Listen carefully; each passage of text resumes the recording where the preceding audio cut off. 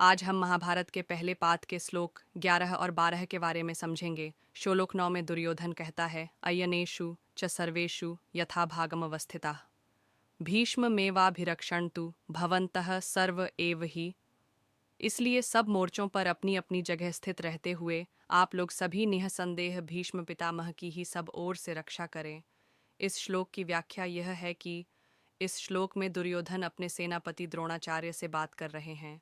वह कहता है कि हमारे पक्ष के सभी योद्धा अपने अपने स्थानों पर यथोचित रूप से स्थित रहें। इसके साथ ही वे सब मिलकर भीष्म पितामह की रक्षा करें। यहाँ अयनेषु का मतलब है मोर्चों या रणभूमि के विभिन्न हिस्सों में। यथा भागम अवस्थिताः का अर्थ है अपने अपने स्थान पर जमकर डटे हुए। भीष्म मेवाभिरक्षन्तु से अभिप्राय है कि सभी को मिलकर भीष्म पितामह की सुरक्षा करनी चाहिए, क्योंकि वे कौरव सेना के प्रधान सेनापति हैं और उनकी रक्षा महत्वपूर्ण है। दुर्योधन को भीष्म पितामह पर पूरा विश्वास है, लेकिन वह समझता है कि भीष्म की आयु अधिक है, इसलिए उनकी सुरक्षा आवश्यक है। इसीलिए वह सभी योद्धाओं को निर्देश दे रहा है कि वे अपने अपने स्थान पर सावधानी से रहें और भीष्म पितामह की सुरक्षा सुनिश्चित करें। इस प्रकार दुर्योधन अपने सैन्य बल का संयोजन और संचालन कुशलता से कर रहा है, ताकि युद्ध में श्रेष्ठता प्राप्त की जा सके। श्लोक 12 में दुर्योधन कहता है, दोनों सेनाओं की शंख ध्वनि का कथन।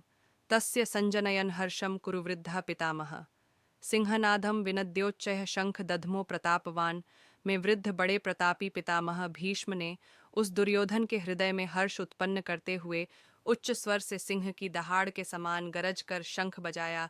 इस श्लोक की व्याख्या यह है कि इस श्लोक में वर्णन किया गया है कि दुर्योधन के आत्मविश्वास और उत्साह को बढ़ाने के लिए कौरवों के वृद्ध पितामह भीष्म ने उच्च स्वर में सिंह के समान गर्जना करते हुए अपना शंख बजाया।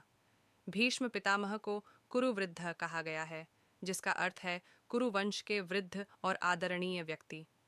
प्रतापवान शब्द उनके महान वीरता और साहस का संकेत देता है। शंख बजाने की प्रथा भारतीय युद्ध संस्कृति में एक महत्वपूर्ण परंपरा रही है, जो युद्ध के आरंभ की घोषणा और सेनाओं में उत्साह भरने का प्रतीक होती है। भीष्म पितामह का शंखनाद अत्यंत ऊंचे स्वर में था, जिसे सुनकर सभी कौरव योद्धाओं में उत्साह और साहस भर गया। भीष्म का शंखनाद दुर्योधन को यह आश्वासन देता है कि वे पूरी शक्ति और आत्मविश्वास के साथ उनके समर्थन में खड़े हैं। यह भी संकेत है कि भीष्म अपनी आयु और वृद्धावस्था के बावजूद पूरी तरह से युद्ध के लिए तैयार हैं और अपने कर्तव्यों का पालन करने के लिए प्रतिबद्ध हैं। इस प्रकार इस श्लोक में यह स्पष्ट होता है कि भीष्म पितामह न केवल कौरव सेना के प्रधान सेनापति हैं, बल्कि उनकी उपस्थिति और कृत्य से सेना को मनोबल भी मिलता है।